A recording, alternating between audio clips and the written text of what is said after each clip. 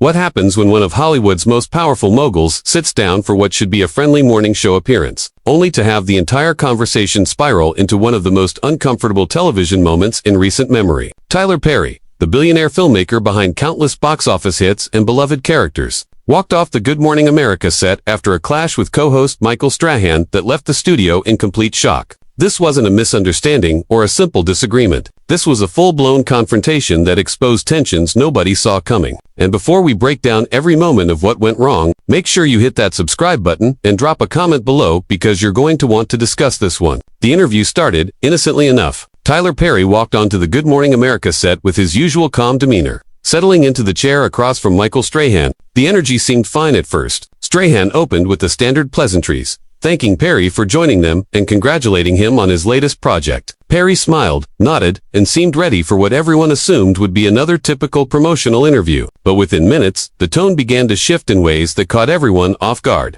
Strahan leaned forward, transitioning from the warm-up questions into something more pointed. "Tyler, you've built an empire. There's no question about that," Strahan said, "but there's been a lot of conversation lately about representation in your films, particularly when it comes to how black men are portrayed. Some critics have said your work leans heavily into stereotypes. What's your response to that?" Perry's expression changed immediately. The smile faded, replaced by something harder to read. He paused, taking a breath before responding. "Michael, I appreciate the question, but I think there's a fundamental misunderstanding about what I do," Perry said, his tone measured but firm. "I create stories for an audience that has been overlooked for decades. My characters aren't stereotypes. They're reflections of real people in real communities. If some critics don't understand that, maybe they're not the audience I'm speaking to." Strahan didn't back down. "But Tyler, when you have the platform you have, when you're one of the few black creators with this level of power in Hollywood, don't you think there's a responsibility to challenge those perceptions rather than reinforce them? I mean, we're talking about imagery that some people feel sets us back." The word "us" hung in the air, and Perry caught it immediately. His jaw tightened. "Sets us back," Perry repeated, his voice rising slightly. "Michael, with all due respect, I don't think you get to decide what sets us back. I've employed thousands of black actors, writers, and crew members. I've told stories that major studios wouldn't touch. I've built something from nothing, and now I'm supposed to sit here and defend my work like I'm the problem." Strahan held his ground, leaning back slightly but keeping eye contact. "I'm not saying you're the problem, Tyler. I'm asking if you see the criticism as valid. There are black filmmakers, black actors, people within the community who have raised these concerns. Are you saying their perspective doesn't matter?" Perry laughed, but there was no humor in it. "Their perspective matters, but so does mine," he said. "You know what's interesting, Michael? I've been doing this for over 20 years. I've faced rejection, discrimination, and every obstacle you can imagine. And now that I've succeeded, now that I've built something that can't be ignored, suddenly everyone wants to tear it down. Where were these critics when I was struggling? Where were they when studios were slamming doors in my face?" The studio had gone quiet. The crew, the producers, even the other co-hosts sitting nearby seemed frozen, unsure whether to intervene or let it play out. Strahan, to his credit, didn't flinch. "I hear you, Tyler, and nobody's discounting your success," he said, "but success doesn't make you immune to criticism. Some of the most successful people in any field face scrutiny. It's part of being in the public eye." Perry shook his head slowly, his frustration becoming more visible. "Scrutiny is fine, Michael. I welcome healthy debate. But what I don't appreciate is being ambushed on a morning show that's supposed to be about celebrating my work. You're framing this conversation like I owe someone an apology, and I don't." Strahan's expression shifted, a flash of something, defensiveness, maybe frustration, crossing his face. "I'm not trying to ambush you," he said. "I'm asking questions that a lot of people want answered. Isn't that what journalism is supposed to be?" Perry leaned forward now, matching Strahan's energy. "Journalism," he said, his voice sharp. "Michael, this isn't journalism. This is a hit piece disguised as an interview. You invited me here under the pretense of discussing my new project, and instead, you're putting me on trial. If you wanted to have this conversation, you should have been upfront about it." The tension was palpable. Strahan opened his mouth to respond, but Perry wasn't finished. "And let's be real for a second," Perry continued. "You're sitting here questioning my contributions to the black community. But where's this energy when you're interviewing people who've done far less? Where's this intensity when you've got guests who've actively harmed our community? I find it interesting that I'm the one getting grilled." Strahan's face hardened. "That's not fair, Tyler," he said. "I ask tough questions to everyone who sits in that chair. Don't make this personal."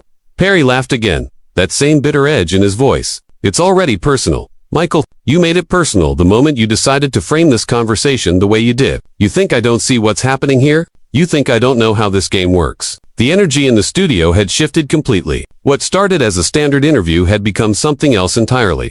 A confrontation that neither man seemed willing to walk away from. Strahan tried to regain control of the conversation, his voice steady but tinged with frustration. "Tyler, I think you're misinterpreting my intentions," he said. "I'm not attacking you. I'm giving you an opportunity to address concerns that exist in the public sphere." Perry cut him off. "An opportunity," he said, his voice louder now. "Michael, you don't get to frame this as a favor. You don't get to act like you're doing me a service by putting me in a position to defend myself on live television. This isn't an opportunity. It's a setup." Strahan's composure was starting to crack. "A setup," he repeated, his tone sharper. "Tyler, come on. You're a public figure. You've made billions off of your work. People have opinions about that work. I'm simply asking you to engage with those opinions." Perry stood up slightly, not fully rising but shifting in his seat like he was preparing to leave. "Engage with them how, Michael? By agreeing with you, by admitting that everything I've built is somehow problematic. That's not engaging. That's capitulating." The producers off camera were visibly panicking now, exchanging frantic looks and hand signals. One of them stepped forward slightly, as if considering whether to cut to commercial, but Strahan waved them off. He wasn't backing down. "Nobody's asking you to capitulate," Strahan said, his voice firm. "But maybe, just maybe, there's some validity to what people are saying. Maybe there's room for growth, for evolution in how you tell these stories."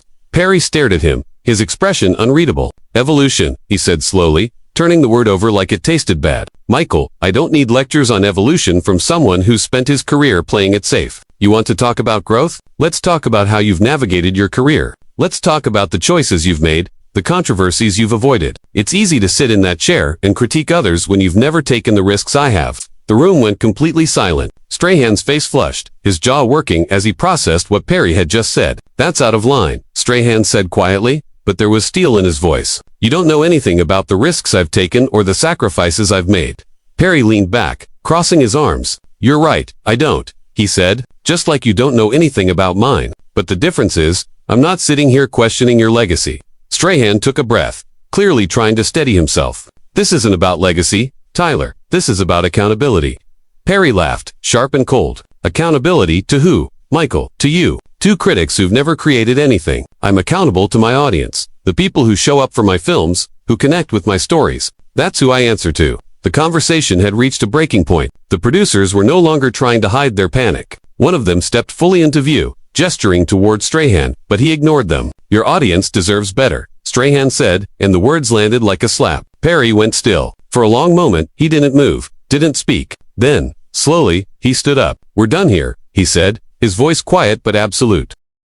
Strahan stood up as well, his hands raised slightly in a gesture that could have been reconciliation or challenge. "Tyler, sit down," he said. "Let's finish this conversation like adults." Perry shook his head, already removing his microphone. "Adults," he repeated. "Michael, adults don't ambush each other on national television. Adults don't invite someone onto their show just to tear them down. You want to have a conversation about my work? Call me, set up a real discussion. But this," he gestured around the studio, "this isn't a conversation. This is theater, and I'm not performing for you." Strahan's expression hardened further. "You're walking away because you don't want to answer the questions," he said. "That's what this is really about. You can't handle criticism. So you're running." Perry stopped mid-motion, his hands freezing on the mic pack at his waist. He turned slowly to face Strahan, and the look in his eyes was ice cold. "Running," he said, his voice dangerously quiet. "Michael, I've been facing criticism since before you knew what a camera was. I've dealt with rejection, racism, and every form of disrespect you can imagine. Don't you dare stand there and tell me I can't handle criticism."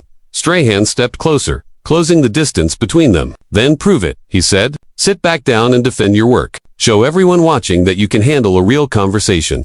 Perry laughed, but it was hollow. "A real conversation," he repeated. "That's rich, coming from you. You know what I think, Michael? I think you're so desperate to prove you're a serious journalist that you're willing to sacrifice someone who's actually done something meaningful. You want to build your reputation by tearing down mine, and I'm not going to give you that satisfaction."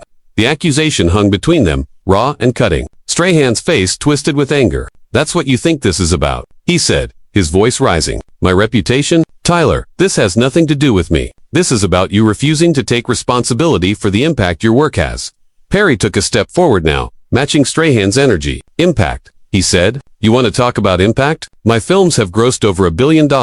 I've created jobs for thousands of people. I've told stories that resonate with millions. What impact have you had, Michael? What have you built? What legacy are you leaving behind besides reading off a teleprompter?" The insult landed hard. Strahan's jaw clenched, his hands balling into fists at his sides. "You don't get to diminish what I do," he said, his voice shaking slightly. "I've worked my entire life to get where I am, and I'm not going to apologize for asking hard questions."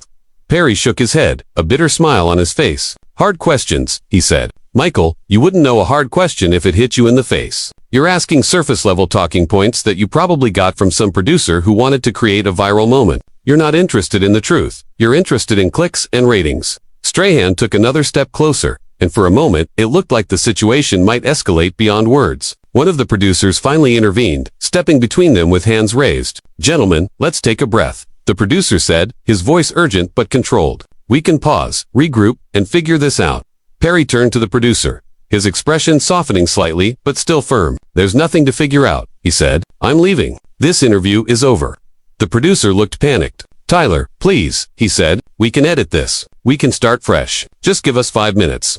Perry shook his head. "No," he said simply. "I'm not interested in editing or starting fresh. I'm done. You all knew what you were doing when you set this up, and now you're dealing with the consequences." Strahan spoke up again, his voice cutting through the tension. "So that's it," he said. "You're just going to walk away and let everyone think you can't defend yourself." Perry turned back to him, his eyes blazing. "Michael, I don't care what people think," he said. "I stopped caring about that a long time ago. The people who matter, the people who support my work, they know who I am and what I stand for. Everyone else can think whatever they want." Strahan scoffed. "That's convenient," he said. "Hide behind your audience and refuse to engage with legitimate criticism. Real mature, Tyler." Perry's face went completely still, and when he spoke, his voice was calm but lethal. "You want to talk about maturity," he said. "Let's talk about how you're using your platform to attack someone instead of uplift them. Let's talk about how you're more interested in creating conflict than fostering dialogue. That's not journalism, Michael, that's exploitation." Strahan's face flushed red. "I'm exploiting you," he said incredulously. "Tyler, you've built your entire career on exploitation.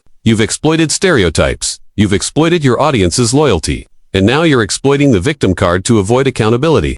The words hit like a punch. Perry went completely silent, staring at Strahan with an expression that was equal parts shock and rage. The crew, the producers, everyone in the studio seemed to hold their breath, waiting to see what would happen next. Perry's hands trembled slightly, and for a moment, it looked like he might say something, might unleash everything he was feeling. But instead, he took a deep breath, composed himself, and spoke with chilling clarity. "You just showed your hand, Michael," Perry said quietly. "Everything you needed to say, you just said. And now everyone watching knows exactly who you are and what this was really about." Strahan opened his mouth to respond, but Perry held up a hand, cutting him off. "I'm not interested in your justifications," Perry said. "I'm not interested in your excuses. You wanted a moment, you got it. Congratulations." He turned to leave, and this time, no one tried to stop him. The producers stepped back, knowing there was no recovering from what had just happened. Strahan stood frozen, his face a mixture of anger and something else. Regret, maybe, or realization that he'd gone too far. Perry walked toward the edge of the set, his movements deliberate and controlled, but Strahan couldn't let it end there. "Tyler," he called out, his voice echoing across the studio. "You can walk away, but this conversation isn't over. People are going to keep asking these questions, whether you like it or not."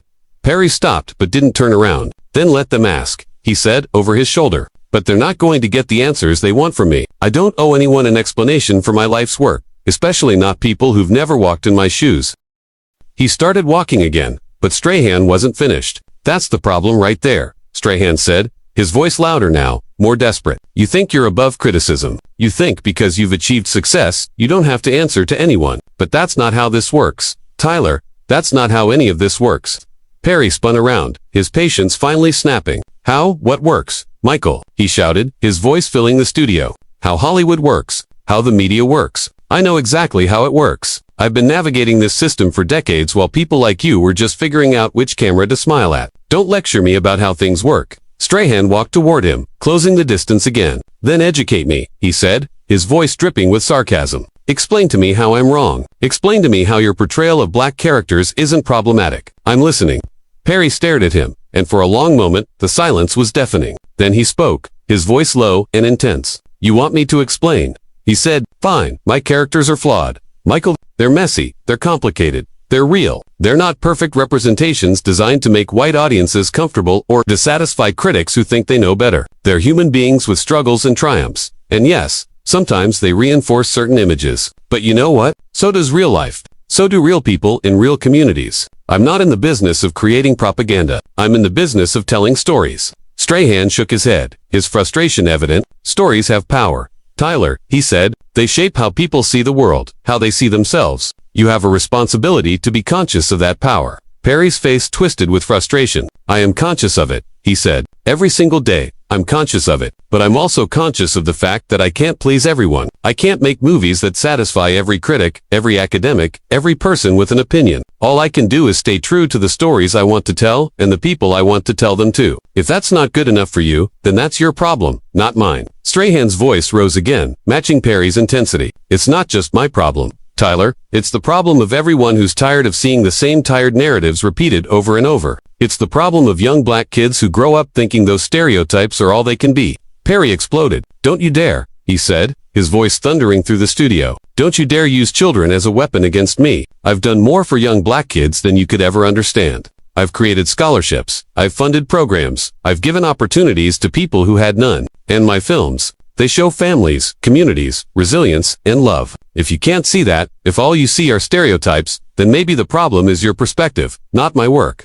The accusation hung in the air, and Strahan looked like he'd been slapped. His face went from red to pale, his mouth opening and closing as he searched for words. My perspective, he finally said, his voice strained. Tyler, I'm trying to have a conversation about representation, about responsibility, and you're making it personal. Perry laughed bitterly. It's been personal from the beginning. Michael, he said, you made it personal when you decided to use your platform to attack me. You made it personal when you framed this entire interview as an interrogation. So don't stand there and act surprised that I'm responding in kind. Strahan took a breath, trying to regain some composure. Tyler, I'm going to ask you one more time, he said, his voice shaking slightly. Do you or do you not acknowledge that some of your work has been criticized for perpetuating harmful stereotypes? It's a yes or no question.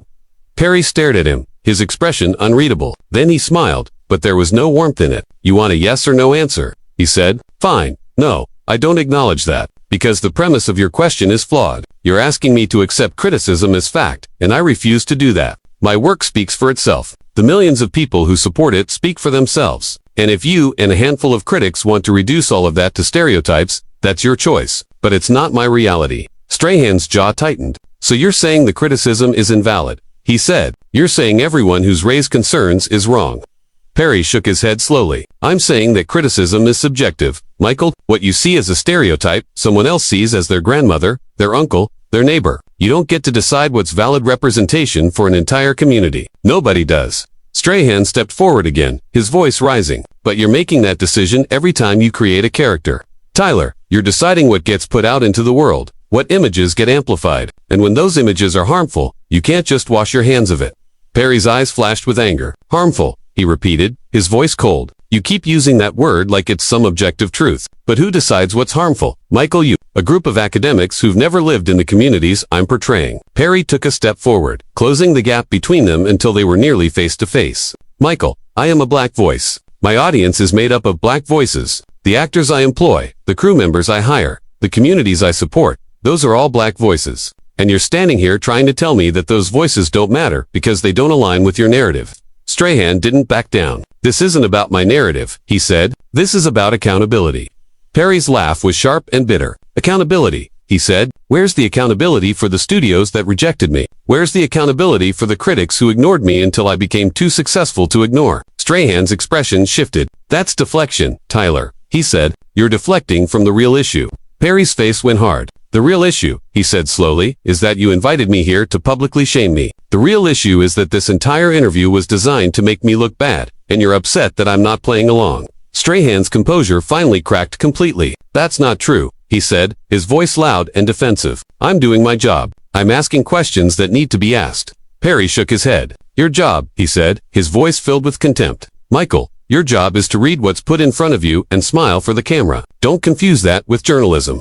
The insult landed like a bomb. Strahan's face went completely white, his hands trembling at his sides. You don't know anything about me, he said, his voice barely above a whisper, but filled with rage. Perry's expression didn't soften. But I know what I see, and what I see is someone who's using me as a stepping stone. I'm not going to be part of it. Perry turned away, addressing one of the producers directly. I want my team contacted immediately, he said, his voice calm but firm. I'm leaving now. Strahan watched, his face a mixture of anger and disbelief. You're threatening legal action now. he said. Tyler, this is a new low. Perry turned back to him one last time. Michael, if you think protecting myself is a low, then you have a lot to learn about this industry, he said. I've spent 20 years building something real, and I'm not going to let one misguided interview destroy that. Strahan laughed, but it was hollow. Misguided, he repeated. Tyler, this was supposed to be a conversation. You're the one who turned it into a spectacle. Perry's eyes narrowed. I turned it into a spectacle, he said. Michael, you ambushed me with loaded questions.